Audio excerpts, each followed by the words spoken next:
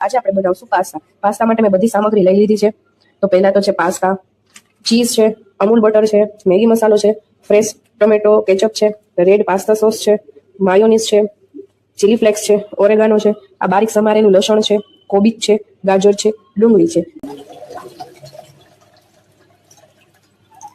તો તમે જોઈ શકો છો 5 મિનિટ થઈ ગઈ છે ને આપણા પાસ્તા એકદમ સરસ બોઇલ થઈ ગયા છે અને એકદમ છૂટા થઈ ગયા છે. સરસ તમે જોઈ શકો છો ડુંગળી આપણી થોડી ગોલ્ડન બ્રાઉન થઈ ગઈ છે. હવે આપણે એની અંદર નાખશું લસણ જે મેં બારીક સમારેલું છે. હવે અંદર નાખશું ગાજર,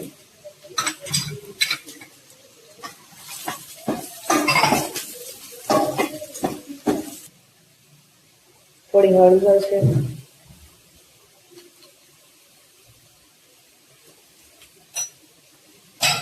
એક ચમચી એક મીઠું છે.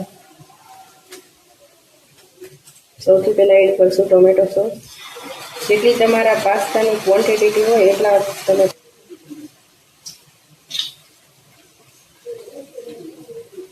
મારે થોડી ક્વોન્ટિટી વધારે છે પાસ્તાની એટલે હું થોડુંક વધારે એડ કરું છું. આ તમે માયોનેઝ સ્કીપ કરી શકો છો જો ભાવતું હોય તો નાખો.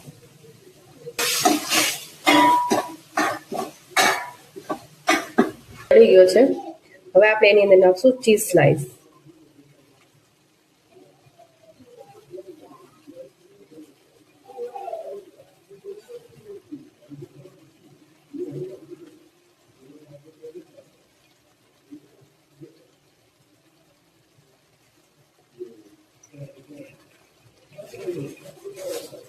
ચીઝને હવે આપણે છે ને સરસ રીતે મેલ્ટ થવા દઈશું. એટલા માટે 2 મિનિટ માટે એનું ઢાંકણ ઢાંકી દઈશું એટલે સરસ મેલ્ટ થઈ જાય.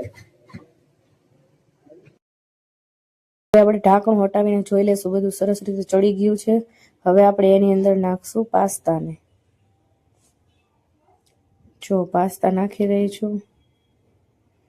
પાસ્તા એડ કર્યા પછી હળવા હાથે ધીમે ધીમે પાસ્તાને અને મસાલાને મિક્સ કરી લેશું જેમ કે પાસ્તા તૂટી ના જાય એટલા માટે. પાસ્તાને મિક્સ કરી